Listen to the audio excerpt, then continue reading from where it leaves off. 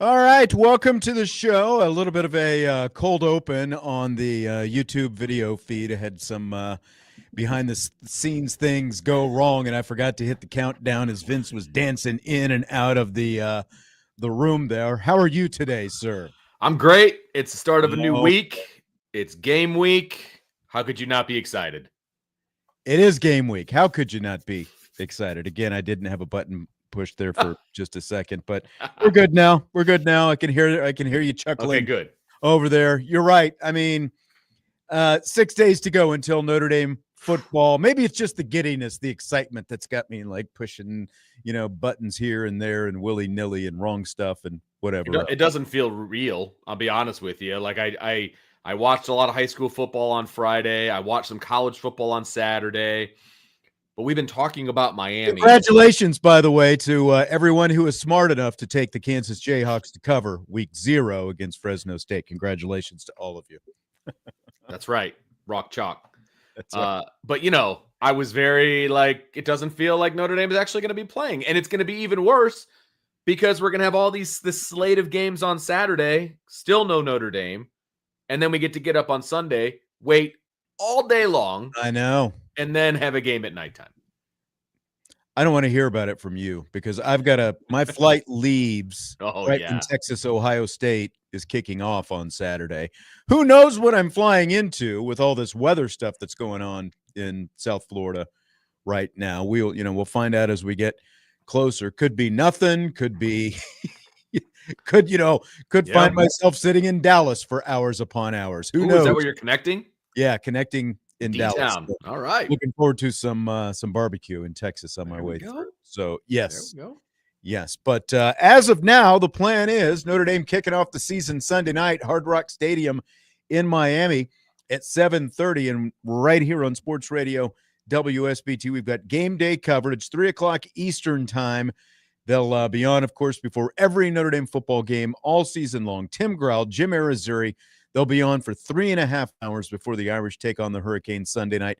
Eric Hansen and Tyler Horka join them for some analysis. And as always, they'll have some special guests.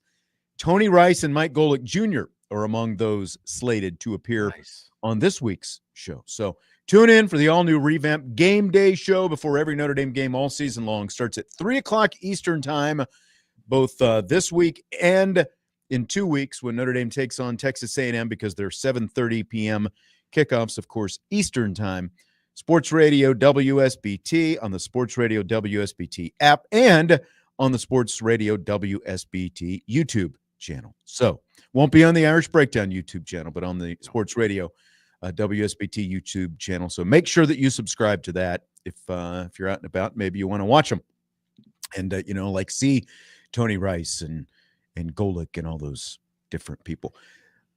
Real quick, this week's schedule looks a little different because the game is Sunday. Marcus Freeman's press conferences are typically Monday. It'll be tomorrow at 12:30. So we'll have some plenty of sound bites from Marcus Freeman on tomorrow's show. Here's some of his thoughts, getting ready for Miami. We'll have a depth chart. Yeah, well, hopefully, yeah. In theory. We expect we'll have a depth chart. And then also Friday he does his Zoom media call. He typically does that Thursdays. It'll be Friday this week. So this is the only week where things will be off. I guess technically with the exception of the bye weeks, and next week is a bye week. So that'll look a little bit. Get nothing. Different. Yeah, exactly.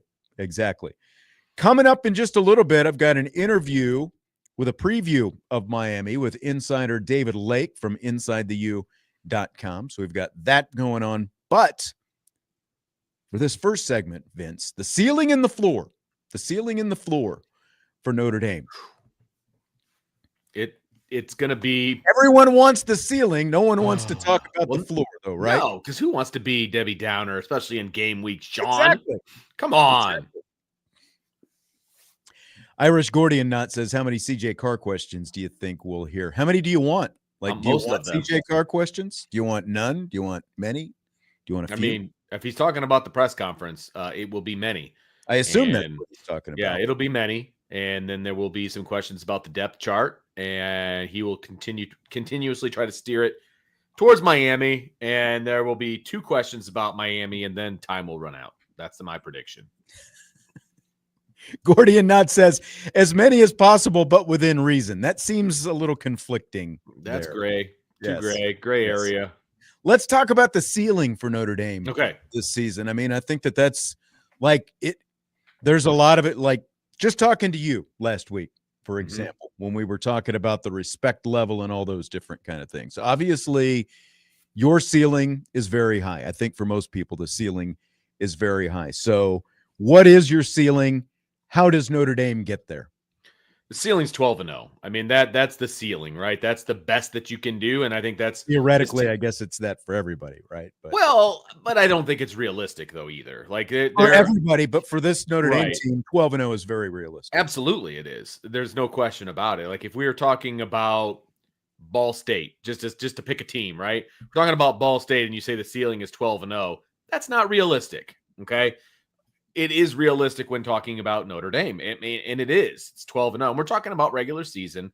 You know, of course, the ceiling is if they're 12-0, then they don't have to play 16 games there. Yeah, exactly. I was just thinking the same thing.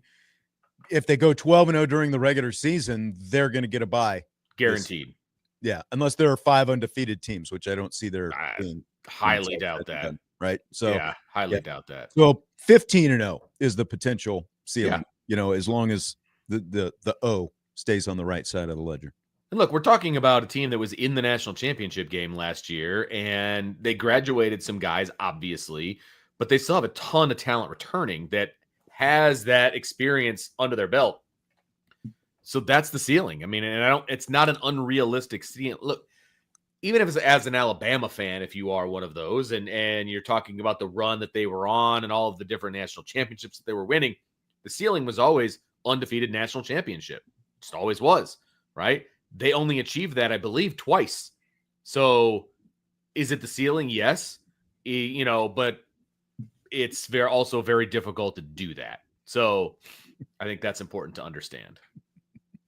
USMA 87 in the YouTube chat wants to remind you about your penchant for guarantees. You know, one time, and all it takes. That's all it takes is one, right? That's the reputation. You know, I just spoke it into existence. You guys just don't understand. Yeah. All you needed was Vince going one direction to get him. That's right. Going in the other direction. But he called me and he's like, so you're saying there's no chance I'm coming, huh? And I said, no chance. And he goes, aha, you're wrong. Here I am, baby. You're welcome, Notre Dame. You're welcome. Yeah, I mean, I think the schedule is very favorable, obviously, for Notre Dame. I think that it's part of the reason why people are so optimistic. I really think that a lot of the optimism for fans has as much to do with the afterglow from last year and just simply carrying it over into this season. It's like, well, we were good. We were this good last year, so we've got to be good this year. But at the same time, this roster, Vince, I think that we can agree that, you know, you've been doing this for a couple of decades now. I've been doing it for 2+ decades now. It's the most talented and best roster that we have seen constructed so far in these past 2+ decades at Notre Dame. And that's a big reason why I think we all have so much confidence in what's going on. And then you add to that a piece like a young, ultra-talented quarterback like CJ Carr. I completely agree. And you know, I try not to get overly excited about the season and all of those things. And there was a question before. It's like, is this the most excited you've ever been, you know, for Notre Dame in the last 20 years and all of those different kinds of – I'm excited every year. Like I get probably overly excited every year, and so I'm trying to tamp it down a little bit. But this is the most talented roster that Notre Dame's had in a really, really long time, top to bottom. They've had 1 through 10 before, right? Or 1 through 8, you know, really talented guys. But across the board, 1 through 22 or 1 through 25 from a starting standpoint. And then also that 25 to like 60 range is where Notre Dame has struggled in the past. Mm-hmm. And now there's legitimate guys in that realm, right? And then you go like 61 to the bottom of the roster. They've upgraded across the board. And so Notre Dame is now in a place where this roster is competitive at every position, and they can absorb injuries at every position for the most part, and we haven't had this kind of a situation at Notre Dame in a very, very long time. So it is something to get excited about. Yeah, I mean, I think when you look at last year and how they were able to overcome all the injuries to both lines, two important, two of the more important position groups in football, the offensive line, the defensive line, and the fact that they were able to sustain multiple injuries on both of those lines and still go toe-to-toe with Georgia and Penn State, two very physical, teams that are also built down in the lines, go toe-to-toe and beat both of them in consecutive weeks during that playoff run. Again, I think that gives everyone a lot of reason for some optimism, because now, of course you want everyone to stay completely healthy, but they've already shown that even when the circumstances aren't perfect, they could overcome that and still win games against really good teams. And now, a year later, both of those lines, for one, continue to be very deep, if not deeper. There are some questions on either side, but all the position groups around the team, just depth everywhere, and guys who are going to be able to step into play. Is there a position group or some other aspect of this team that has to overachieve for Notre Dame to get there, like to reach that ceiling that we're talking about? The term overachieve is tough, because it just depends. It depends on like what your anticipation is of that position group in the first place, right? And so, maybe the defensive tackles maybe need to overachieve a little bit, if you want to call them a position group. That was the first one that came to mind, because I think the secondary can play exactly how I need them to play, or how I think they're going to play. That's a championship level playing. Linebacker, same situation. Defensive ends, same situation, right? So that narrows it down to defensive tackles on the defensive side of the ball. As far as offense is concerned, we consider the offensive line to be a Joe Moore Award finalist, right? We consider the running back room to be one of the best in the country. We feel good about the wide receivers, but still got to prove it. Still got to show it. Yeah. They may need to overachieve a little bit to get this team where they need to go. And with a rookie quarterback, I don't think anybody thinks it's going to be a Heisman season for CJ Carr or Kenny Minchey if he would have started. So I don't know that they need to overachieve. They just need to not mess it up.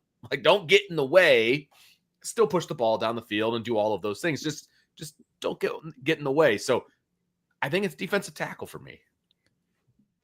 Okay, you came back around to that, and that's kind of where I was going. I wasn't sure exactly where you were going as you were going through that. Andre says defensive line and offensive line in the YouTube chat.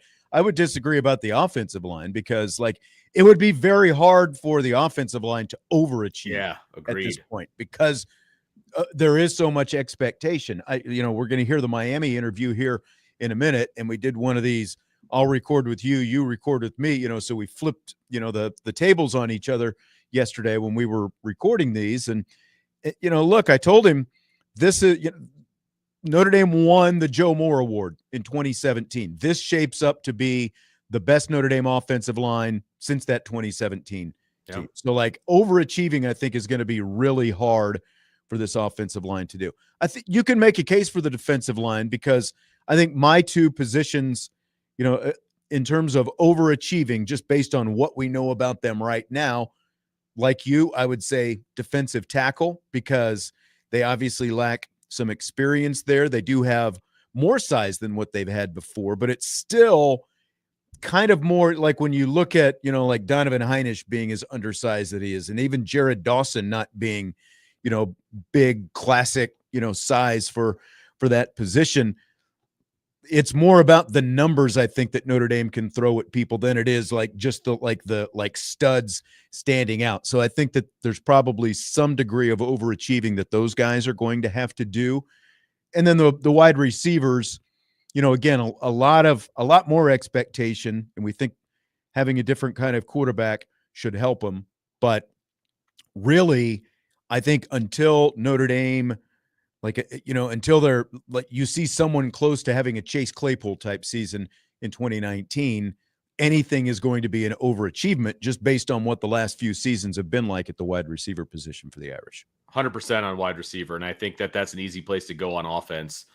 It's because they haven't done it in a long time. And you can blame some of that on the quarterback, and I do, right? But there's also some things that the wide receivers as a whole have not been doing well. Mm-hmm. And I think that they are past that. And I think that, last year at this time, we were projecting guys who were at the lower levels of college football that they were going to be able to do it as well at Notre Dame. And it didn't really come to fruition, right? Again, part of that was the quarterback, but part of that was them as well. And, now you've got guys coming over from an ACC team, from a Big Ten team, and guys that you have homegrown. And I think that the conglomeration of wide receivers now at Notre Dame is at a much higher level than it has been. But I still think that they need to overachieve a little bit. Yeah. Because I don't know where the expectation level is. That was what makes this first matchup with Miami so intriguing to me, is kind of what you're talking about. Because like Notre Dame's two big wide receiver transfers, as you just said, one came from Virginia, one came from Wisconsin. Now, neither of those programs has necessarily been great the last few years, but both of those guys, Pauling and Fields, very productive wide receivers in the Power Four, playing against a Power Four schedule year in and year. And that's what Notre Dame is going to play. Whereas I know Miami, and you'll hear the interview again with David Lake here in a few minutes, they're pretty confident with this secondary that they've got that has got like 7 transfers over there. And I'll touch on this again more later, but like they've got a guy, okay, Rutgers, okay, it was in the Big Ten. They got a guy coming over from Rutgers, but they've got like Jacksonville State, Middle Tennessee State. How's that going to transfer to playing against a Power Four schedule? That's what, and like I think that this game is going to be pretty telling for both teams when you look at both of those groups, Miami's secondary and Notre Dame's wide receiver core. Yep, completely agree. I think that is going to be like Miami's going to have a lot of confidence in their secondary and the guys that they brought in and things like that. And I think they're going to load the box and they're going to tell their secondary, hey, lock these guys up. It's a rookie quarterback. Do your job. And it's going to be. The question's going to be, can they do it? Yeah, 100%. It's going to be up to Notre Dame and Denbrock and Carr and these receivers to take advantage of that. And if they can't do it, that is a path to a Miami victory. And there's big question marks with Miami's linebackers as well. So like when you talk about, okay, great, load the box, but what kind of advantage is that actually going to get you against that offensive line and those running backs? That's, again, I think that's going to be a big question in this matchup. So when you look at Notre Dame's floor potentially for this season, the aspect of this that nobody wants to talk about, the worst case scenario, I'm kind of feeling 9-3 is it. Oof. This is worst, like I'm still sitting on closer to 10-2, but I'm going worst case 9-3. Where are you on the floor? Like if you tell me one loss, you're just going to have to leave the show and not come back. I think I don't know what that was. That was me closing my laptop. Sorry. Oh, okay. It didn't really, that doesn't work for radio, obviously, but I'm pretty firm on 10-2. I think 9-3, you're looking at a rash of injuries and a lot, like Armageddon has happened. Like there's a lot that has gone wrong for them to be 9-3. I just think they can just flat out athlete enough teams and just, be better. I do too. Have a better roster. But shouldn't they have been able to do that against Northern Illinois last year? They should have, but they were still 11-1. That's why it's 3 instead of 2 for me, just allowing for that. Because, like, my worst case scenario, like, how do they find themselves at, whether it's 10-2 or 9-3? Well, the quarterback has more problems than maybe we anticipated against good competition early in the season. And then, like, I think it's, like, less about injuries and turnovers are a thing, because that's been something that has not been a Notre Dame characteristic in Marcus Freeman, and even going back to Brian Kelly, like they take care of the football. So it would be uncharacteristic sloppiness with the football while breaking in a new quarterback, and then somewhere along the way, you find yourself dropping a game that you're not supposed to. But I agree, in general, they should be able to out-athlete virtually. what I'd say 10 out of 12 teams on the schedule, if not more. 9 out of 12. Yeah. Yeah, if not more. And Yeah. that's like what you just said to me, that's one loss. And then I go to worst case scenario, okay, now it's 2 losses. Like that's where I'm at as far as like, a quarterback having the struggles that I think we can anticipate, some injuries and things like that. Would you say last year's schedule or this year's schedule is harder for Notre Dame? I think this year's. Okay. Slightly. Do you think this team is better or worse than last year? Better. Okay. That doesn't say 9-3 to me. You know what I mean? No, but again, we have an unknown with the quarterback. We're banking a lot. We're banking a lot on a guy we haven't seen play a real snap yet. First 4 games of last year was a struggle at quarterback. Like, it's not like we were pushing the ball down the field and things of that nature. A struggle throwing the ball at quarterback. This is why stats are for losers, Vince, because, oh boy, if we have to go back and lean on that a little bit, because Riley Leonard obviously found ways to win games that were not necessarily the traditional way to win games. Whereas we all know CJ Carr is going to be a much more traditional quarterback. He's not going to be able to just bail Notre Dame out time and time again with his legs and do the kind of things that Riley Leonard was able to do. I get what you're saying, but like that's why it looks so different, because you had a different kind of quarterback back there. Right. I get that. I totally understand. Who was also a veteran who just knew how to find ways to win games, as we saw in the opener against Texas A&M, whether it was a throw or a run. And we obviously saw that all along the way, including in the playoffs in the march up to the national championship game. Yeah, I get where you're coming from. It's still 10-2 for me. I feel like, honestly, I will be very disappointed if it's 10-2, because at least one of those losses is a head scratcher. So that's why 10-2. I will give you one head scratcher. You know what I mean? I'll give you one, and then another one. Now that we got 2 now that there's 2, it's like that's the basement. That's the floor for me. Yeah. Irish English says that's one of his all-time favorite quotes, and he has plenty. Well, I'm glad he's got a list. To hear that. Yeah, nice. I am Tenzin, the son of Aang, said that we're Notre Dame haters. I think he's joking a little bit about that. Real quick, what aspect of this Notre Dame team, this year's Notre Dame team, would surprise you the most if it's not as good as you think it's going to be? Let's see here. I would say, to be honest with you, the offensive line. And I know that everybody's wringing their hands about the pass pro and all that. But if the offensive line is a sieve and they just can't block anybody, and it's just, it's a disaster, right? And they just can't get anything going offensively because they can't run the football. They can't protect the quarterback, all of those different things. If that actually happens, I will be stunned.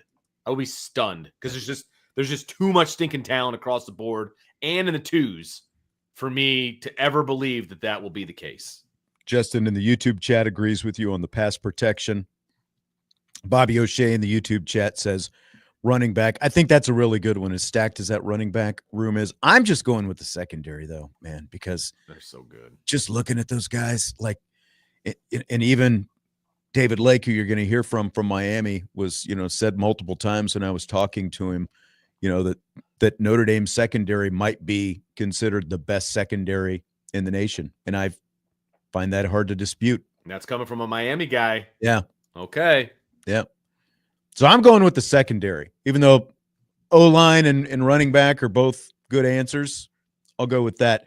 Time Cone in the YouTube chat says CJ needs to be good for a perfect season, not perfect, but good. I would agree with that. I would too. Because he's got so much talent around him, because he's got that great offensive line, because he does have an improved set of wide receivers and a very dynamic tight end and those running backs, maybe the most dynamic running back in the nation. He does not have to be great. He just has to, I'm not saying he has to be a game manager, but he just has to play within the system basically and make the plays that he needs to make. He needs to be a guy that can be counted on. He needs to be a guy that defensive coordinators are like, okay, well, we've got to account for this guy and what he's going to be able to do. That has not always been the case at Notre Dame. The quarterback has not been a difference maker, been a playmaker maybe at times with their legs or whatever, But a difference maker, Notre Dame hasn't had that in a long time, specifically in the passing game, obviously. But he just needs to be accounted for. Like they, like I said, when the defensive staff is putting together a game plan against Notre Dame's offense, they got to be like, well, we can't stack the box because CJ Carr is good enough to throw over the top of us and make us pay. So we're going to have to come up with another way to slow down this offense. That's all you need from your quarterback. The threat of, which means you have to show it on film, right? But the threat of, do not load the box because we will make you pay. Right.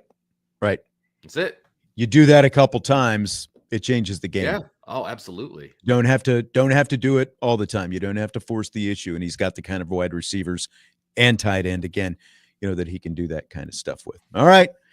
Ceiling in the floor for Notre Dame. We're going to take a timeout.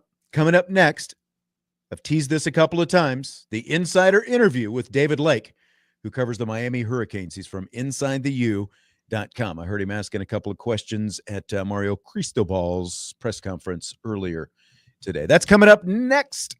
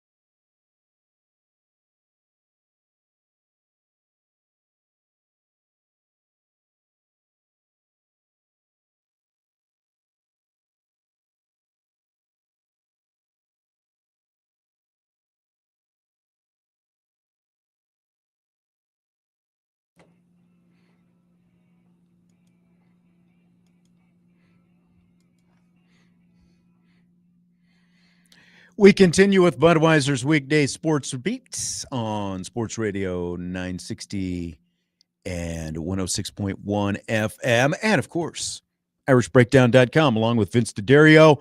I'm Sean Stires. It is game week, and again, the weekly schedule here on this show looks a little bit different this week because of the fact that Marcus Freeman's press conference is shuttled, and like it'll be tomorrow, and the game is on Sunday, and all those kind of good things. Right now, I'm not going to waste any time so I don't run out of time at the end of this hour. David Lake, special guest, joined me. We recorded this yesterday. We talked a little bit about the Miami Hurricanes. He's from InsideTheU.com. Well, it's finally game week, and David Lake is with us from Inside the U. He's back with us. We talked to him back after spring practice ended. It feels like, David, a lot of optimism for the Hurricanes coming into this season. Is this maybe like where would you rate this optimism compared? You've been doing it for a while. Like, is this maybe as optimistic as people around the program have been for a while? I was talking about this with my coworker Chris Stock, and it's maybe the last time I could really put it on par with optimism amongst the fan base was back in 2018. I think Miami entered that season or preseason. They were top 10 in the country as well. They had a season opener against LSU that year, and LSU kind of handled business in that game and won pretty comfortably. That was Joe Burrow's first game at LSU. The year before, they were an incredible team. But that year, there was a lot of optimism. The year before was Miami's last real successful year. That was the year Miami played Notre Dame in 2017. Mm-hmm. They won 10 games that year and returned a lot of key starters. And so, there was that optimism.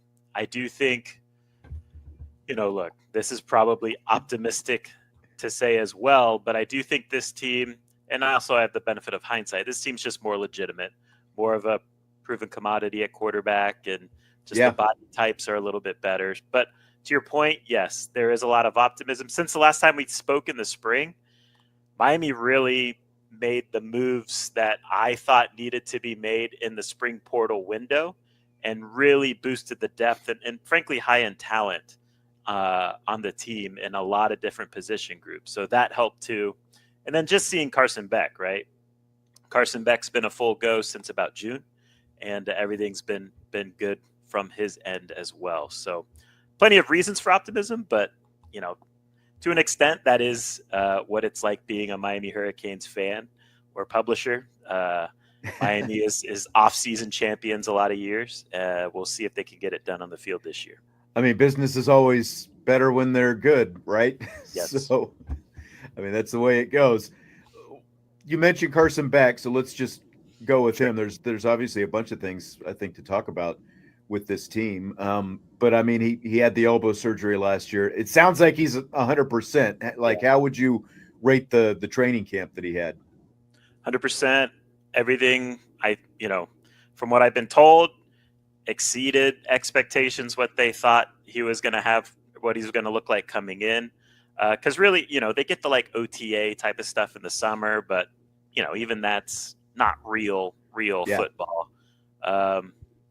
As soon as it was full go at the start of camp, he's looked good. No issues at all with the elbow and the command of the offense. They ended camp with the second scrimmage, and he was very sharp in that scrimmage.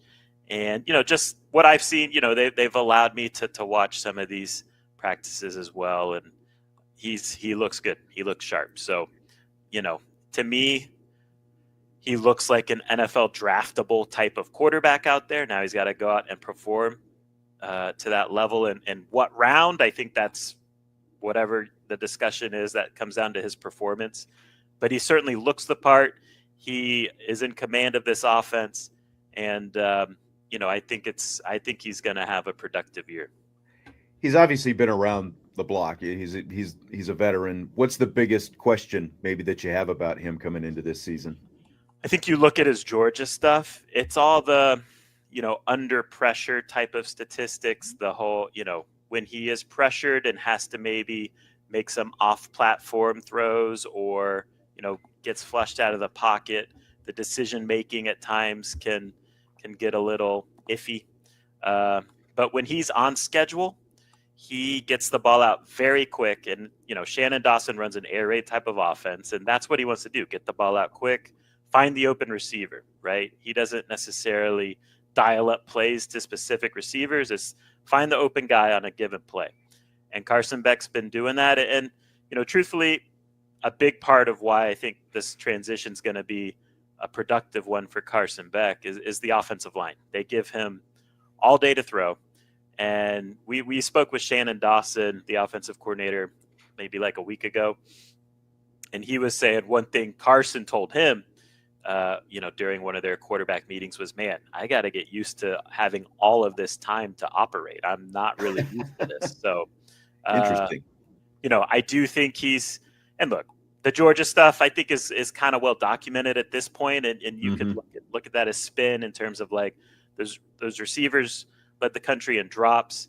His pass protection, frankly, wasn't good at Georgia. It definitely wasn't up to the Georgia standard that you would expect on a Georgia offensive line. And the running backs were very average in terms of production. So I think there is a chip on his shoulder to go out and show like, hey, I'm still that guy you thought I was this time last year. And this will be, the first opportunity to go do that. Well, you mentioned Shannon Dawson, the offensive coordinator, and he does have the air raid background that you talked about. With that offensive line, it sounds like, do you expect them to pound it a little bit more, like run the ball a little bit more this year and kind of mixed in with that Mark Fletcher, their number 2 guy last year? Like what's the expectation of him? Is he ready to be a number 1 guy? Yeah, I do think they're going to lean more on the run than they did last year. Last year, Cam Ward was a tremendous playmaker. So you just kind of put the ball in his hands and he could create off schedule, if that makes sense. I think this year it's going to be much more of an on schedule type of offense in terms of passing attack. And then, lean on the run too. And yeah, Mark Fletcher, I do think he's ready to step up into a bigger role. But I will say Jordan Lyle, who, at the start of camp was viewed as the backup because he's, a rising sophomore. So he's in his second year. I think during camp, he really turned some heads. And I think, you could make the argument that he is the most dynamic talent of the room. And so he would be maybe one of the breakout players from a national perspective to watch. Now, as a true freshman last year, he got in a little bit. He was like the 3rd or 4th running back, depending on, the time of the season. And he finished with 400 yards. I think he averaged 7.5-ish yards per carry and really flashed some explosive run ability he's a guy that's like 205, 210. So he's got the thicker body and the speed. So he might be a guy that at the end of the year could be RB1. He might be RB1 against Notre Dame. That might be more of a 50-50 type of situation. Okay. They also really like Shamar Brown, the North Dakota State transfer, who last year was an 1,100-yard guy, was the freshman of the year at that FCS level. He's also 5'11", 215. He's well put together, and he flashed a lot in camp too. So they are confident they have 3 guys that they can ride during the course of the game. They're 3 backs that are 210 plus, which at Miami, in recent years has been kind of rare. Those 200 plus, having that many 200 plus pound backs, and I do think they're going to lean on that group. What about the receiving core? That was a question mark that we talked about back in the spring, and they brought in some guys from the portal. Is it a confidence or maybe a concern / question mark, or however you want to categorize it at this point? I think it is a question mark against a secondary the caliber of Notre Dame. I think it's fair to look at it that way. You're going against a secondary with NFL level talent, right? And so can this receiving group get open against that level of guy?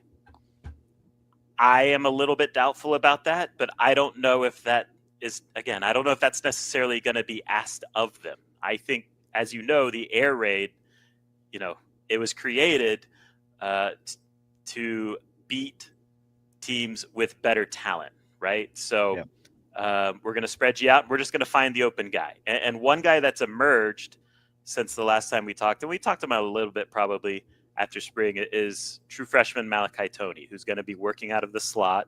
Shannon Dawson's offense, the last 4 years, the last 4 offenses he's called, the slot receiver has generated 1,000 yards that season. So as Tank Dell at Houston did it twice. These last 2 years was Xavier Restrepo twice. Malachi Toney is a reclassified true freshman, so he's supposed to be a senior right now. But he is what my eye saw in practice. He's going to be highly productive this year for Miami. Now, will he be ready to do that in game 1 against Notre Dame? Will he be given that opportunity in game 1 against Notre Dame? I think yes, but I think it's fair to be a little skeptic for a reclassified true freshman to be given that opportunity. So he's a guy to know. And then CJ Daniels, the Liberty transfer, LSU transfer, he's like your solid possession receiver, 6'2", 210. He's not going to create a ton of crazy separation against these Notre Dame corners, but he's gonna get contested catch opportunities, and he's an older guy, veteran guy that comes down with those type of opportunities. And then another guy, Josh Moore, is a true freshman explosive threat on the outside. He really emerged in camp, 6'4", 210, probably the fastest guy on the outside. He's kind of like your go ball threat. And then they just plug and play a bunch. They have, like, honestly, they have 6 or 7 guys. So it's kind of like a group mentality type of thing, which, frankly, isn't ideal. You definitely want to know who your wide receiver 1 is and have those type of elite talents. But I do think, I guess one fair way to put it, right? I think Carson Beck is going to be a productive quarterback this year, right? Like, he's going to throw for, to me, 3,400, 3,500 yards in this offense. So if he's doing that, the yards got to come from somewhere. Yeah. And so, but again, the flip side with this Notre Dame conversation is, can they get open against these type of guys? We'll see.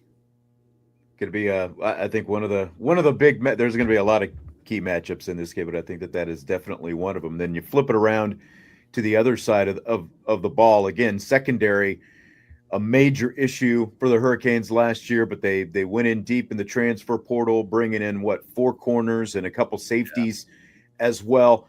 You felt like that there was a case coming out of the spring that maybe it could be the strength of the team. How do you feel about them coming out of training camp now a few months later? I feel like corner is, like, in terms of talent and depth, it's probably the strongest position on the defense of the team. I think you still got to give it to the offensive line. But corners is very strong now. You got OJ Frederic, you got Xavier Lucas, the Wisconsin transfer. Both those guys are sophomores. Very talented, very aggressive, kind of in-your-face man coverage corners, which Miami didn't really have last year. And then your third or fourth corner, it's a competition between Damari Brown, who is a very talented former 4-star recruit, dealt with injuries last year, so he didn't really play much last year, but he's been healthy in camp and he's looking really good. And then Ethan O'Connor is a transfer from Washington State who played 700, 800 defensive snaps last year and had 4 picks. And so, he's your 4th corner, essentially. You're in a good spot. Charles Brantley is your 5th corner. He's played 1,500 snaps at Michigan State. Keontae Scott is a spring portal addition he came from Houston, but he played the previous 3 years at Auburn. He gives them a true nickel. They did not have a true nickel last year in their secondary, and he's going to really elevate that position year over year.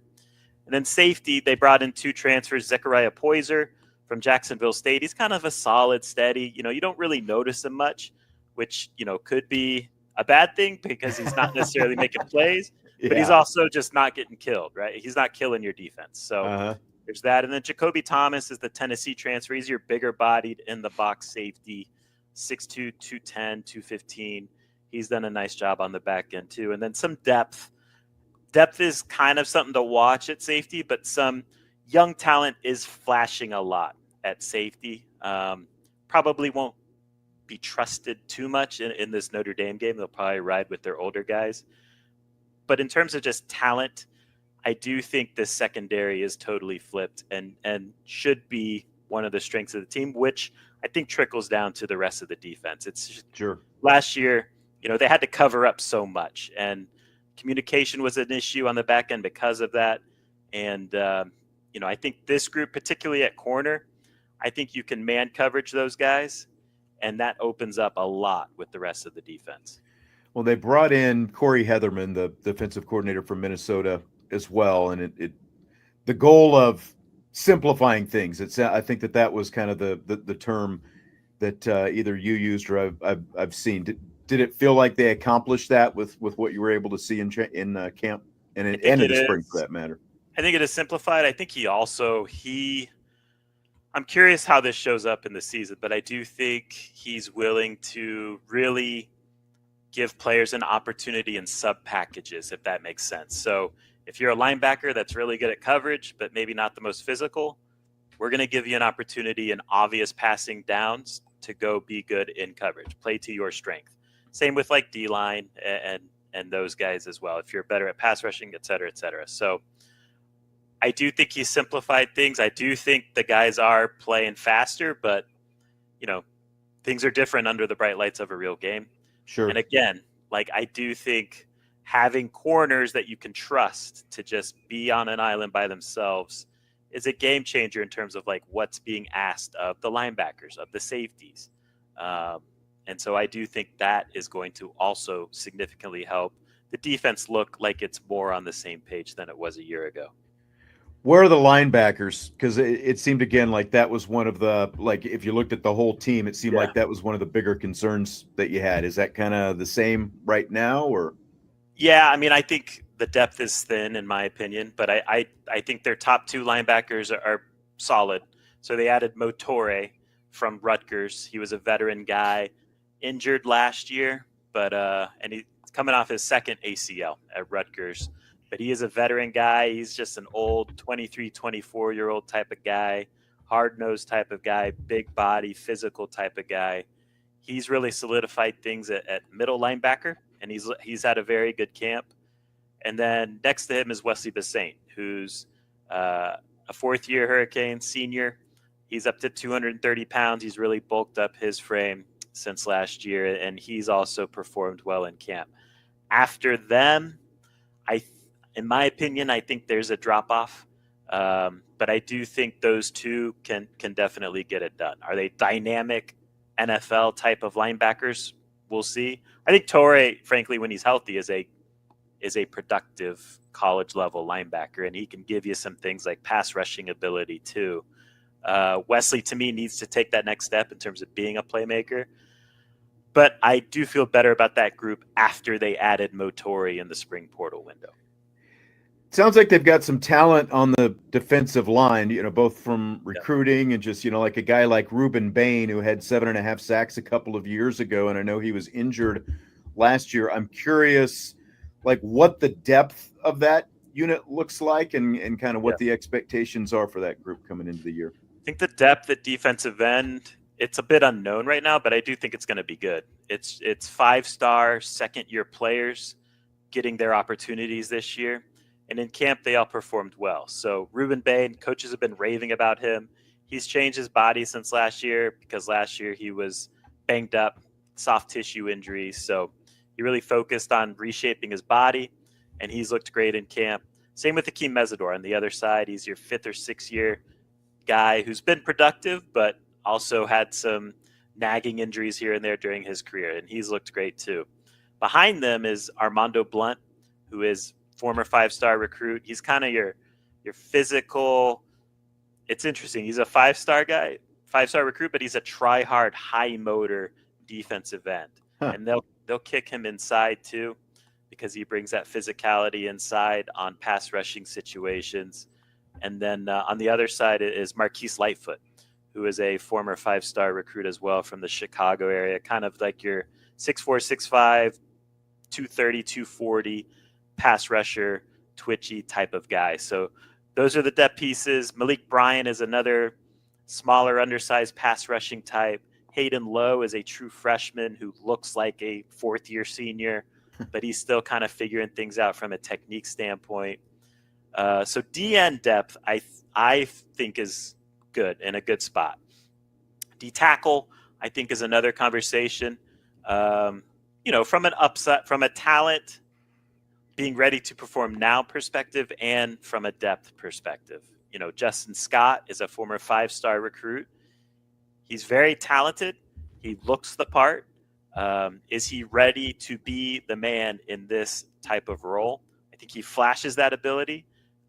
We'll see if he can sustain that type of ability over the course of a season. They really like David Blay, the Louisiana Tech transfer portal addition. He's kind of emerged as probably the best D tackle in camp, honestly. And then Ahmad Moten is a returning guy. He flashes some major playmaking ability too, but the consistency is kind of up and down with him. After that, to me, the D tackle depth kind of dips, and you probably got to start kicking in some DNs like a Ruben Bain or a Akeem Mesidor or Armando Blunt.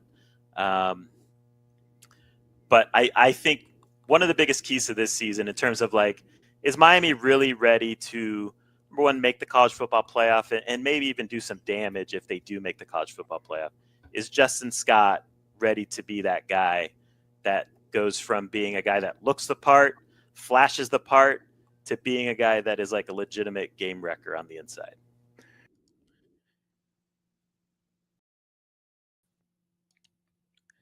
And that is David Lake from InsideTheU.com with a little Miami insider information. Some interesting stuff there. Going to take a break. We come back. Vince DeDario is going to rejoin me. He'll be able to take his mute button off, and we'll get some of his thoughts on what we just heard right there from David Lake about the Miami Hurricanes. Of course, Notre Dame and Miami kick off their seasons Sunday night at 7:30. A lot of 5-stars on that roster, Vince says. Coming up next, we'll talk about that a little bit. We've got Rapid Fire coming up in the second hour. I think you're going to want to be with us for Rapid Fire today. A very special Rapid Fire. I think we've got some good stuff lined up in hour number 2 as well. That's coming up. Budweiser's Weekday Sports Beat with IrishBreakdown.com.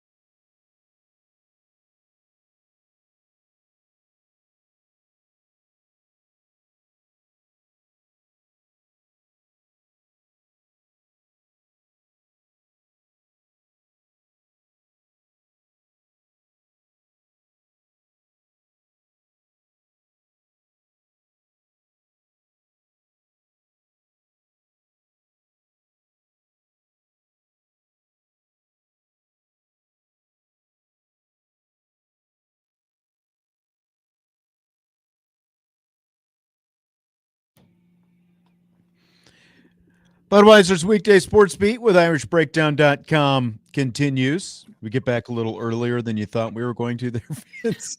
I never know. So what's interesting, a little peek behind the curtain, is we don't get a chance to really communicate during the breaks because of the setup. So I'm not really sure when we come back, and it's all good. It's always a nice little surprise. Yeah, someone said on the Champions Lounge the other day, the Irish Breakdown Champions Lounge, that sometimes he startled a little bit when we come back from break because it's silence in the YouTube, and then we come back and it's like, boom, there it is. And I'm like, yeah, I think I startle Vince and Jesse sometimes too. Yeah, it's all good though. Well, we've got a lot coming up in the second hour of the show in rapid fire Notre Dame topics and some other stuff as well. We just heard from David Lake from InsideTheU.com. So anything stand out to you that you heard there? So the couple things that stood out to me. Number one, the defense feels like they were put together at a shopping center. Every single guy he talked about is from someplace else. Like none of those guys, except for a few of the guys up front, are homegrown guys. And it's not specifically to Miami, but it's my general thought process, my general thoughts on the transfer portal and putting your team together and all that.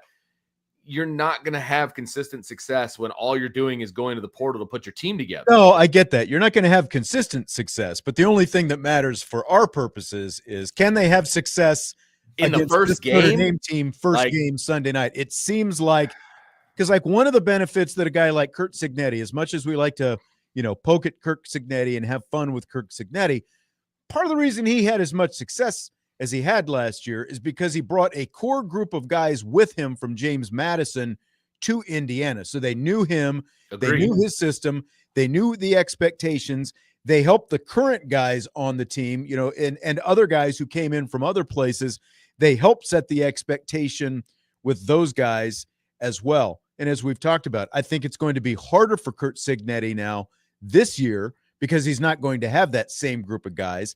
And so, like a team, to your point, like Mario Cristobal in Miami, bringing all these guys in from different places, how is that going to go, especially early in the season when cohesion is obviously something that you're still looking for because you also have a new defensive coordinator to go along with it. Right. And they all come from drastically different programs and drastically different backgrounds and all of these different things. And to expect them to be at their best, their peak, their top level in game one is unrealistic. Now, do they have the talent to do it? Sure.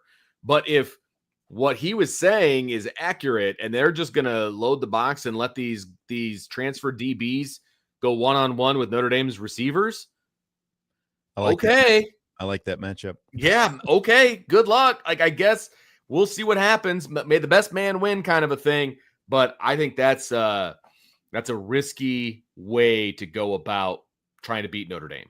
I mean, I think the biggest question is, essentially when it comes to receivers and secondary, I like the matchups on both sides of the ball in Notre Dame's favor. Now, like the offensive defensive lines could be a wash. We'll see. I still think that Notre Dame's physicality, like on both sides, similar to Texas A&M last year, takes over as the game goes on. But I lost my train of thought with exactly. I think the biggest question from Notre Dame's perspective, or from like the Miami defense's perspective, is can they confuse a young first-time starting quarterback, especially, like if the environment is anywhere close to what it was 8 years ago when Notre Dame last played there. And I realize they just played there in the Orange Bowl last year, completely different kind of environment when you're looking at a 50-50 crowd in a, like a playoff, you've got both Penn State and Notre Dame fans there, for that kind of setting compared to a true home game environment that Miami is going to have.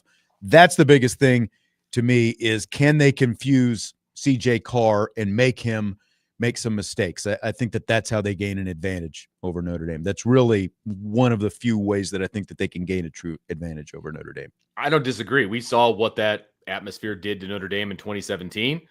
Different scenario, different head coach, different players, and we'll see how that affects them this time around. If Notre Dame doesn't do what they should do and quiet this crowd, it's going to be a factor for the entire game. That's on Notre Dame, in my opinion. Don't wait for Miami to make a mistake. You've got to take it to them to quiet down the crowd. And exactly. If you can't, like I said, you can't do that, you're in trouble because that crowd will help them big time. All right, we will take a timeout. Archer says their entire starting defense is not transfers. No, not the entire starting defense. 7 or 8 of them. I think it's like 7 or 8 out of 11 are transfers. I mean, and he's comparing Archer's comparing those guys to Notre Dame's 2 transfers that Notre Dame is counting on being good. in Fields and and Right. Pauling. Like Well, that's, and that's then, a complete different situation. I'm going to talk about this matchup later in the week, but he brought it up. The Malachi Tony, the young Yeah. slot receiver that he's talking about. He's talented from everything that I've heard, and they like to feed that slot position. He's going to go head to head with Devontae Smith. So you're talking about a young, talented guy. They're both the same size, but as I asked Mike Mickens a couple weeks ago when we got to talking, Devontae Smith plays a lot bigger than 5'11". They're both 5'11". Devontae Smith. So you're talking a veteran who plays very physically and plays bigger than his Played at 5'11" Alabama. frame. Yeah, against a true talented true freshman in Malachi Tony. So I think that's going to be an important match. Who played 3 years of high school football, by the way, because he should Right. be a senior right now. Exactly. So Exactly. before we hit the break, I wanted to bring this up from Miss Stopoli. He says, I wonder if Notre Dame has more starters that have played in Hard Rock than Miami does. Great question. They probably do. They probably do. Maybe like the offensive line, offensive line, couple guys on the defensive line, the linebackers, like that's kind of what Miami has in terms. That's where most of their starters are on those positions. Yep. All right. After the top of the hour break, we'll be back with rapid fire in hour 2. More Notre Dame conversation and more coming up with Vince DeDario. I'm Sean Stires.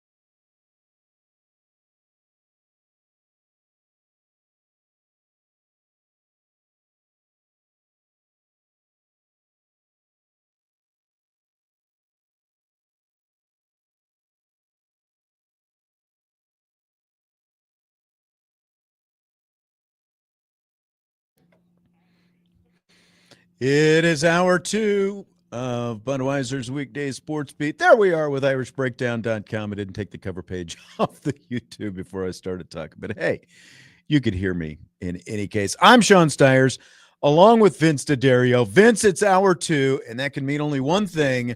It's rapid fire time. Let's hit it, baby. All right, here we go. So we know CJ Carr is going to make his starting debut on the road at Miami this Sunday night. Does that prospect have you more excited or nervous right now? I'm excited. I mean, there's no point in being nervous at this point. I'm excited about it. Now, you asked me that question at about if the game actually kicks about 7:38 or so, about 7:35, I'll be nervous.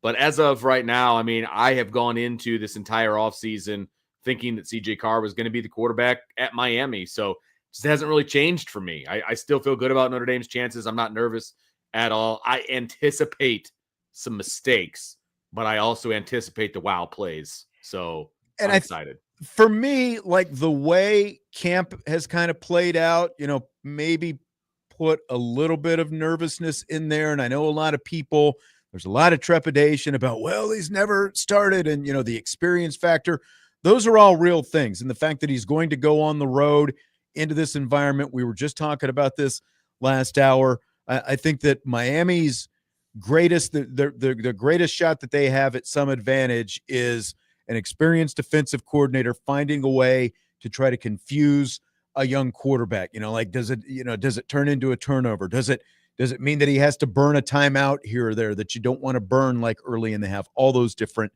kind of things. But look, as I've said all along, like this is a really talented quarterback. We've had a lot of confidence and faith in this guy from the beginning. He is a redshirt freshman, so it's not like he's coming straight out of high school and onto the field now. He's been here for a year. He's been in the system. And I've used this example a lot. Jameis Winston in 2013 was in the exact same situation that CJ Carr is in right now. Redshirt freshman, making his first career start on the road. And of course, Florida State that season, Jameis Winston ends up winning a Heisman Trophy. They go undefeated, 14-0, win a national championship. Now, I'm not saying that that's going to be CJ Carr this year, but Jameis Winston, road game at Pittsburgh, a Pittsburgh team that included Aaron Donald on the roster, lit up Pittsburgh in his first career start, like threw 4 touchdown passes, tore it up, and the rest is history. My point is very similar to Notre Dame. My biggest point is very similar to Notre Dame. He played with a roster that was obviously national championship caliber, and that's what Notre Dame has. CJ Carr has got a great roster around him. It doesn't have to be all him. And, again, like going back to that comparison with Jameis Winston, like CJ Carr at least got to get his feet wet. He at least got to get it on the field last year. Winston in 2013, they didn't have the 4-game rule where you could play in 4 games and still redshirt. He was just like CJ Carr, not a down, he had actually fewer snaps to his credit than CJ Carr has coming into this season. So again, like that doesn't guarantee that CJ Carr is going to do that, but there's plenty of evidence that like it's happened before. And when you look at the first-time starters who have gone to the playoffs over the last several years, there are plenty of examples of those. So it's a great roster that's going to be around CJ Carr, and so it is much more excitement than any nervousness that I have as well. It's not a narrative, but the talking point of CJ Carr and his, lack of experience and how that's going to be the downfall of Notre Dame and all of these different, things that we're hearing over the last couple of days since he was named the starter, for me, kind of is akin to all the talk last year about going to Texas A&M in the heat.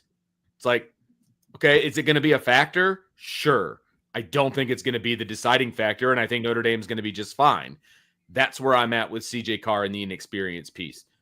He was on the sidelines for Texas A&M, so he was in an environment that was super loud. Yeah. I realized he wasn't on the field, but he got to experience it. He's been on the sideline for every game that Notre Dame played last year, and obviously played in a few of them, right, including the national championship game. Yeah, I was going to say, including the playoff run, the national championship game, the whole thing. He's been in those environments, even though he hasn't been on the field. But he's been in the environment, and he's got a different kind of pedigree, being a coach's grandson and all of those different things. Like he's grown up around this stuff. I would be surprised. I would be shocked if he didn't handle the atmosphere in a positive way. That was something that would surprise me, to be perfectly honest with you. Again, I'm not saying he's going to be perfect. I'm not saying that at all.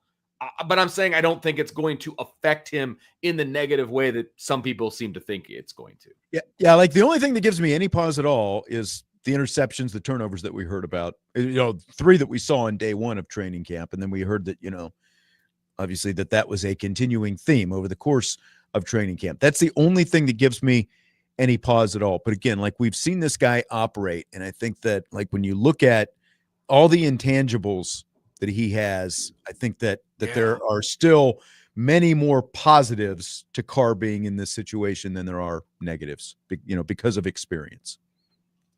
Yep, no doubt. Fill in the blank. As of today, there's rain in the forecast in Miami next Sunday. That means blank. That means more cowbell, which means more running the football. So I'm all for it. Look, rain is going to be an issue. Okay, that's fine. It's going to be sloppy. It's real grass, obviously. So, that could be a factor and all of that. If you're looking at who runs the ball better, pretty sure that's going to be Notre Dame. So I think that plays into Notre Dame. And look, they're still going to throw the football, obviously. So I still think bad weather plays into the hands of Notre Dame. Yeah, I do as well, because one, again, we heard the interview with David Lake in the first hour. Miami's going to have a good offensive line. I'm just not sure about these Miami running backs. There's not a comparison between Jeremiah Love and Jadarian Price and Fletcher and, what Miami is going to have on their side of the ball. So when it comes to if it is sloppy and passing is at a premium or even potentially non-existent, I won't say completely non-existent, but I've got to give just a huge check mark in Notre Dame's favor in that aspect because of the kind of backs and offensive line that they have. And they can just keep running different backs at them, over and over. Like Notre Dame is 4 or 5 guys deep in the backfield, and they could just keep bringing in fresh legs. And Miami's not as deep as Notre Dame is in the running back room. And that's not even a debate. Like, that's not even a question. So it favors Notre Dame. Look, Miami's offensive line is very good. Okay, got it. I still think Notre Dame's offensive line is better. And I also think, now, here's where I will say, Notre Dame needs to be better at run defense in order to be a national championship winner, right? Mm-hmm. So what is that going to look like? Okay, that's a question mark. Let's go for it.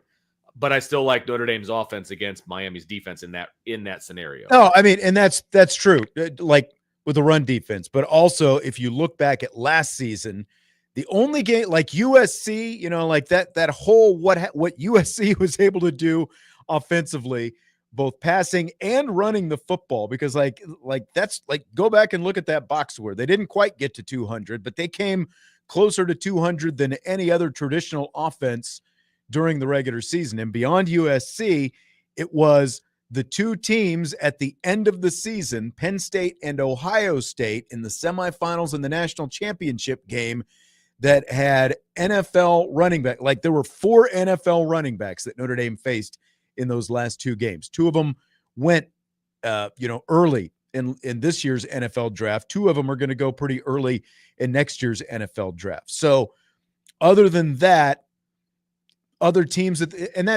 that's just to my point that I was just making a minute ago.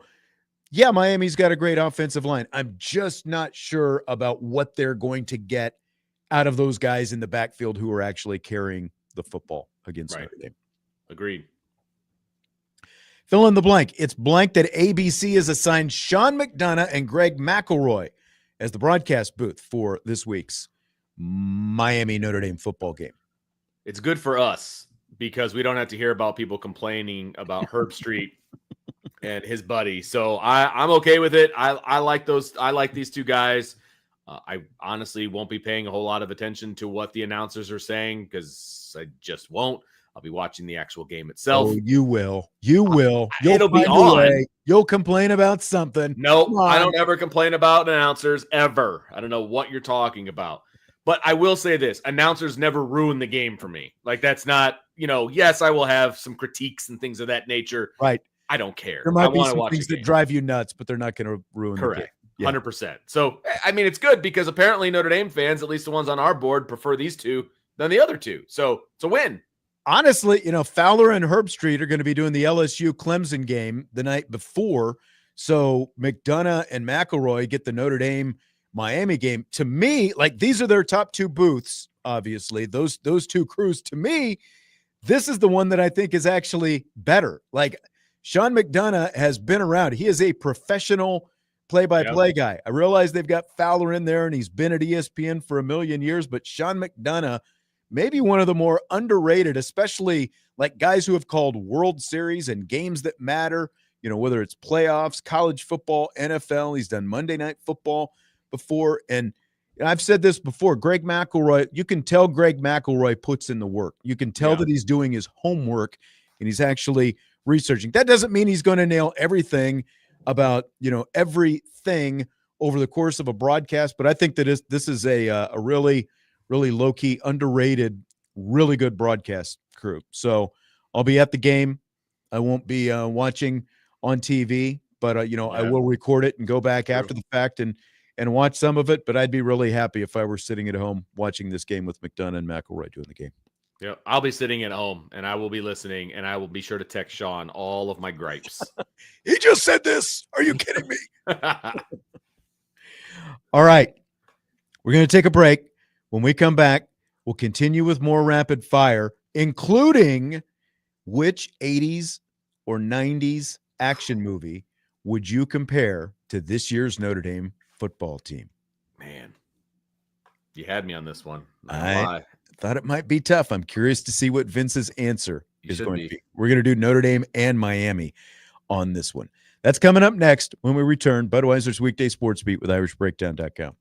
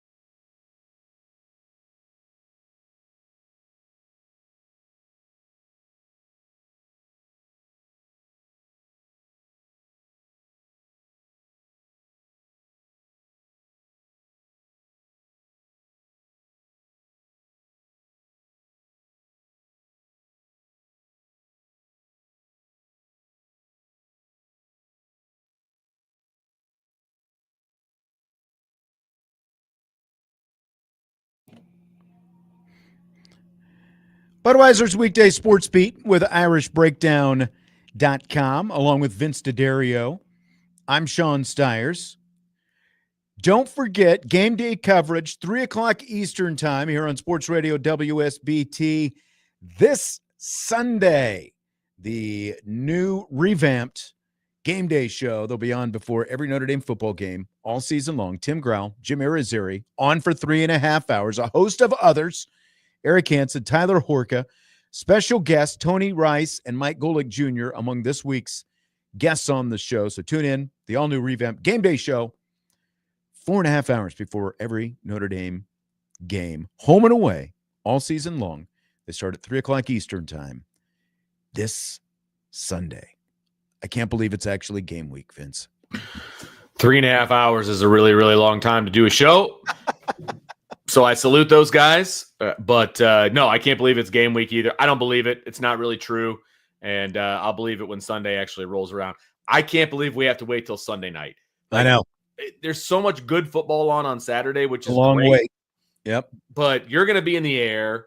I'm going to be elsewhere, not watching any football. So I'm going to have to watch stuff recorded and all that kind of stuff too. And then we got to wait all day on Sunday. That is going to be the worst, waiting all day for this game. By the way, I want to drop this. Irish for Life 99 in the YouTube chat says he wants to invite anyone who's going to the game this Sunday in the Miami area. They're meeting at a Sports Grill Miami Lake. I believe the name of the franchise is Sports Grill. There's a Miami Lake location, which is just like maybe 10 or 15 minutes away from the stadium. They're going to meet at 3 o'clock Sunday for a little pregame get-together. He says the owner's a huge Notre Dame fan. Their wings are phenomenal. I saw him post this on the Champions Lounge earlier. I'm staying in Miami Lakes, so I think I'm staying like maybe 5 minutes from this place. So I might have to get over and hit up some wings Sunday, it sounds like. So, man, yeah. So you got your Sunday planned. I know. I saw these. I went to the website, grilled hot wings. That sounds like next to smoked. I like smoked wings. Next to smoked wings, grilled hot wings might be the way to go. My mouth is watering right now. Daniel says, what channel? I don't know if he's talking about what I was talking about with the game day show and all that. 960 AM, 106.1 FM.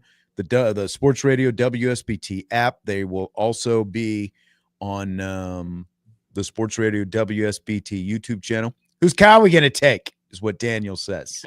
And it's also on 101.5, I believe, as well. Okay. I think that's what. Oh, yeah. Yeah. Well, yeah. I got that text when we were talking about it last time from Tim. So game day is also going to be on Sunny. That's what he said. 101.5. Okay.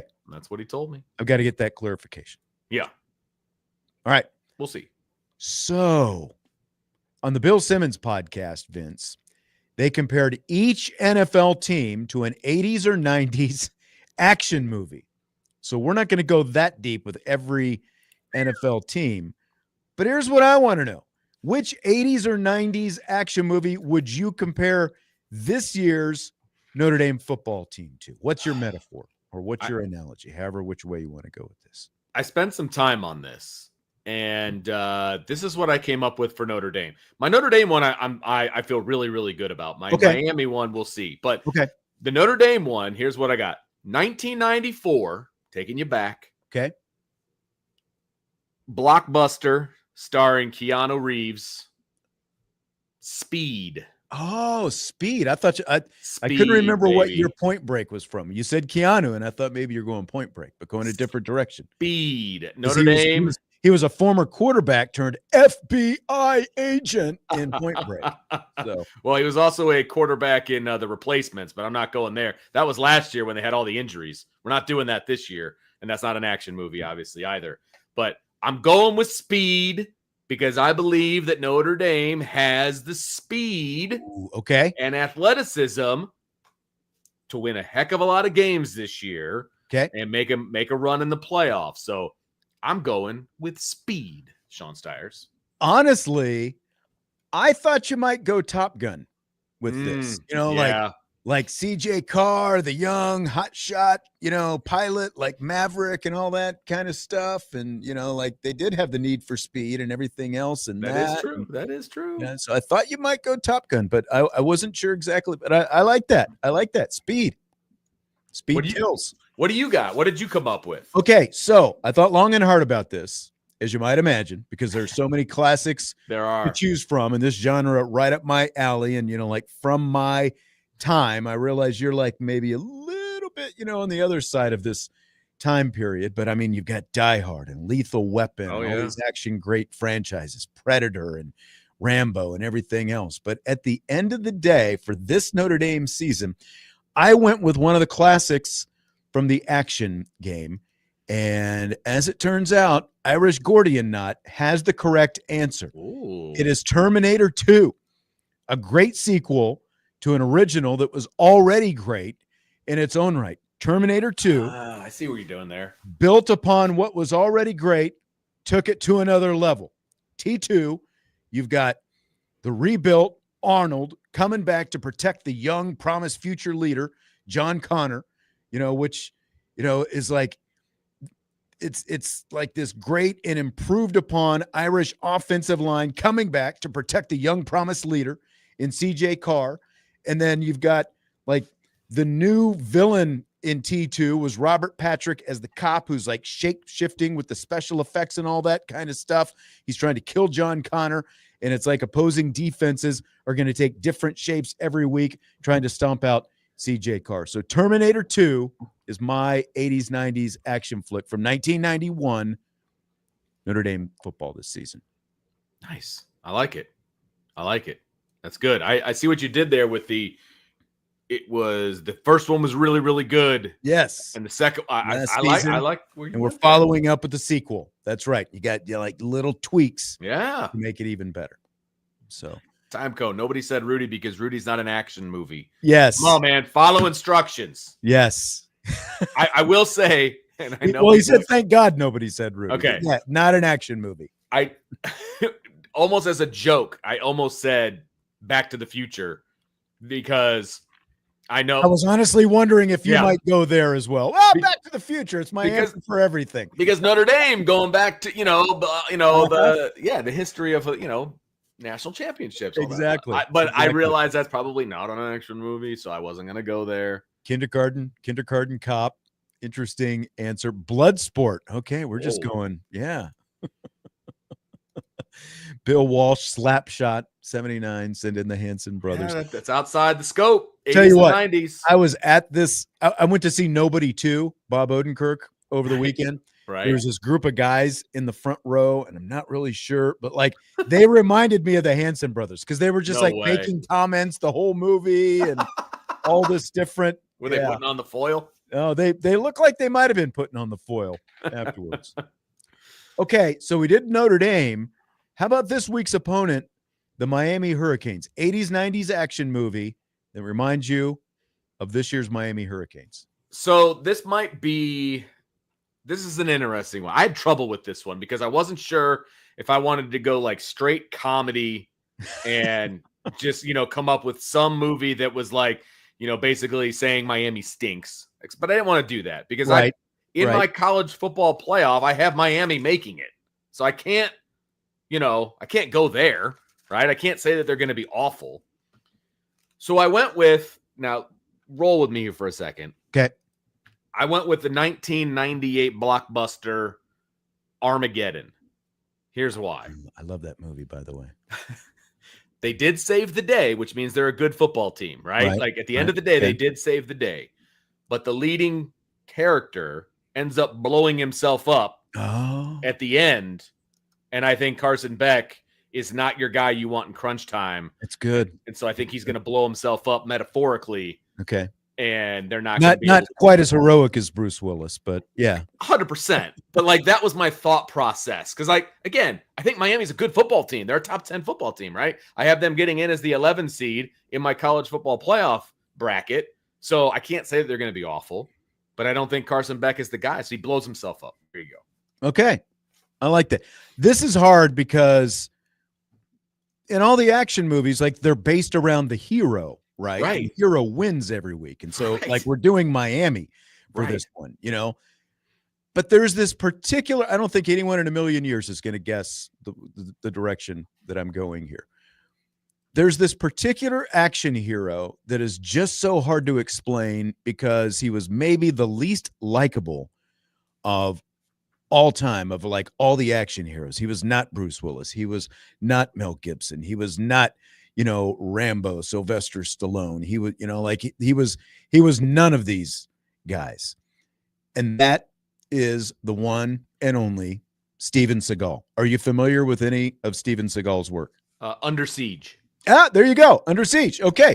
He's basically the same guy in every movie. Yes, he is. Yes, in he is. Steven Seagal's mind, he is the greatest thing ever. Like, no one ever gets to hit him. He never faces any real adversity. He's just like killing everybody and beating everybody up with his, whatever his martial arts are and all that different stuff. So whether it's Under Siege or Hard to Kill or Marked for Death, whatever, they all had like 2 or 3 word titles, by the way. But like, he was always the hero of his own story. They were somewhat entertaining, but they were always just generally, also a little bit mid. So in this little metaphor, Steven Seagal is Carson Beck, and the movie is Above the Law, which historically kind of describes Miami anyway, right? Above the law. Good call. So Above the Law, not completely unentertaining, but at the end of the day, the only people who really thought or bought Steven Seagal as the lead,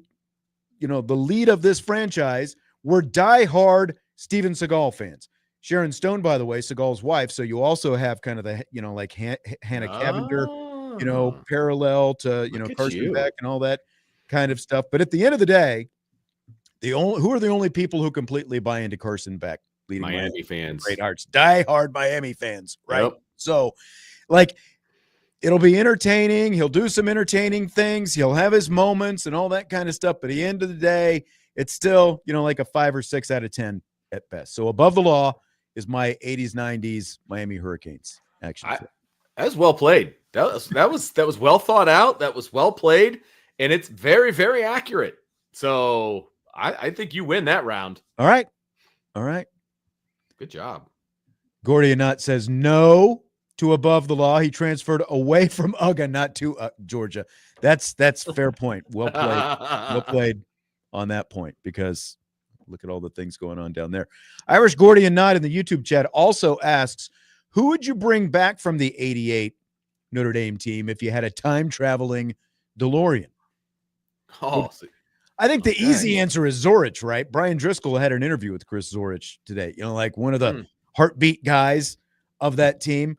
But honestly, I mean, Rocket Ismail was on that team. How do you not go? Waters was on that team. There's a lot of talent on that team, man. A lot of talent. And yeah, how do you not bring Rocket? Like, can you imagine Rocket in like modern day offenses?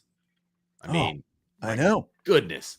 They would do such a good job of getting him the football in space and, all of those different things. Like the things that they would do him. Gordianot says Tony Rice. No. And I mean, Tony Rice, better passer than your typical option quarterback, sure, but still not on the level of like today's game, right? Like if we're applying him in today's game, I don't know. I mean, that's a good question though, really. Like when you look at the success that a guy like Riley Leonard could have, how would Tony Rice fare in today's game? Like it would look like, could he look somewhat similar like to a Lamar Jackson, Riley Leonard kind of guy? And he's a gamer. He's got the heart. He's got the He's got that Riley Leonard heart. You know what I mean? That everybody fell in love with this past year. So I mean, it's a possibility, but he wouldn't be at the top of my list. Yeah, I think Rocket or Zorich would be at the top of mine. Time Cone says Frank Stam's another good answer. The bus not on that 88 team. He was a couple years later, but man. Because I think what I would do is I would look for where this team is the weakest, and I would try to find the best player on the 88 team to basically fill in that gap. Right. So that's D-line. Okay, Zorich. Let's do it. And gosh, would Rocket even be a wide receiver? Like he would just be a slash. He would just be everything. I would have him in the backfield. I would have him at wide receiver. I would have him returning kicks, obviously. All of that stuff. Oh, baby. I think so. Man. You could use Rocket in just so many ways. And Ricky Waters, too, for that matter. Yeah. He was a very good receiver when he was at Notre Dame, like catching the ball when he was he was still a running back, but still cut the ball very well. We got a taste of college football this weekend with a handful of games. Should week 0 just be week 1 of the season at this point? I have never understood week 0. Never in a million. You just call it week 1. I know. It makes no sense to me. Why does it matter? You're playing games. Why is it week 0? Like, why can't you just have week 18 at the other end or whatever it ends up being? You know what I mean? I don't understand what that is. And it's not like the NFL where we're halfway through the season and you're like, week 11, here we go. Like they only count 0 and 1. That's it. I don't understand it. Makes no sense. Yes. Week 1. Yeah. It like when you're playing week 0, it's like 0 hour in school, I guess. It's like, well, okay, it's not first period, but it's before first period, but you're still there. And if you're there, you're getting some kind of credit for it. So like it should just be week 1. Feels like if they ever figure out an expanded college football playoff schedule, they're just going to shift the schedule up probably a week to accommodate the extra games, and it becomes week 1. But it just makes sense. They're playing all these games. Quit calling it week 0. It's the first week of the season. Everybody should be playing. I don't know if it's got to be a marketing thing, right? Like, it's week 0, we're ahead of the game. I don't know. Doesn't do anything for me. It's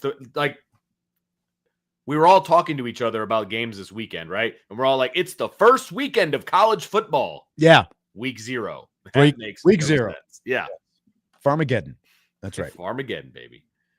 All right, our last time out, and then we'll be back to wrap up Rapid Fire and Budweiser's Weekday Sports Beat with IrishBreakdown.com.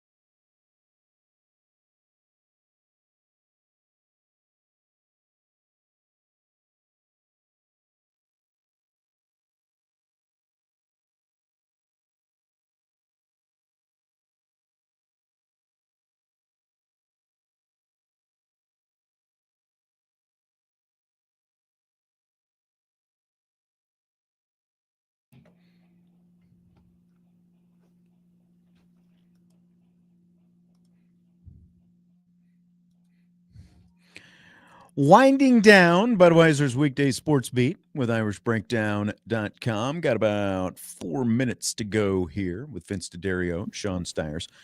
So, Vince, we're running out of time. I feel like we need to guess the season over-under win for the Georgia Bulldogs. Yeah, we do. We've only got so many days that we can keep doing these. So I figured, what the heck? We haven't done Georgia yet. I've got the schedule here. So they open with Marshall. And then let me see. Is this Austin P? Yes, Austin P. Austin P, baby. Week 2. Then it starts to get a little bit tougher. They go to Tennessee. They host Alabama. Then it's Kentucky, at Auburn, Ole Miss, Florida, at Mississippi State, Texas, Charlotte, Georgia Tech. Not an easy schedule. No, not at all. For a team that is ranked ahead of Notre Dame in one poll, and I believe maybe behind them in the other. Are they ahead of Notre Dame? They might be ahead of Notre Dame in both polls, actually. Yes, I believe they are. I think for me, look, there's some obvious gimme games that they're going to win. There's some toss-up games in there, and you have to take that into account. I'm going to go 10.5. I think 10.5 is a nice number for the Georgia Bulldogs, considering they're a top 5 football team. Okay. You're going 10.5. They do have a history, so I'm sure that kind of plays into the mind of those setting the lines. I feel like 10.5 is a very solid number. You know, again, like, especially when you look at, maybe this was too easy when you look at it. Let me look at the schedule again. Alabama, Ole Miss, Tennessee, Florida, Texas. I mean, Alabama Tech. Yeah, I think you're right. I think it's going to be 10.5. I won't be shocked if it's 9.5, but I think it's going to be 10.5. Because I figure the toss-up games are Alabama, Georgia, right? So Alabama's a toss-up game. You know, I think Ole Miss is coming back to the pack a little bit, so I wouldn't even call that a toss-up game. Texas is obviously a toss-up game. And maybe another one in there somewhere. You could make an argument for a couple of different teams maybe, but those are the two big ones. So if you each gave them a half, now you're at 11, right? So I feel like 10.5 is a good number. All right. We're locked in at 10.5, and it's 9.5 right now on FanDuel. Man. 9.5. That might be a good play. Yeah. Just saying. 9.5 is minus 180, or over is minus 180. Under is plus 146. Wow. So definitely favored to go over. I don't know what the other, sports books look like, but on FanDuel right now, it's 9.5. 9.5. Okay. Archer says 10.5 is the line right now, with the over getting plus money and the under getting minus. Archer, I don't think you've been here in a little while, but the game is we guess which one we try to guess what the line is. So don't spoil the line for us while we're talking through the process. I'm trying to figure it out, but I appreciate the participation anyway. No, he said that was his guess. So, that was his guess. Okay. He's very definitive with his guess, though. I know, because he was saying, because like the way you explained it there, the over is getting the plus money and the under is getting the minus. Okay, so you were just saying that's how you thought that it was going to lay out, that it would be 10.5 with the over. Okay, I thought you were saying that that's what it was. Okay, I got you. Well, I think that is pretty much it. We're going to wrap it up with that today. A lot of good stuff. Appreciate you being here. It is Notre Dame game week. We've got Notre Dame Miami kicking off at 7:30 this Sunday night. Vince, I will talk to you tomorrow. Yes, sir. That's the plan. Right. We'll see. We'll see if somebody else has a different say. Yep. Sounds good.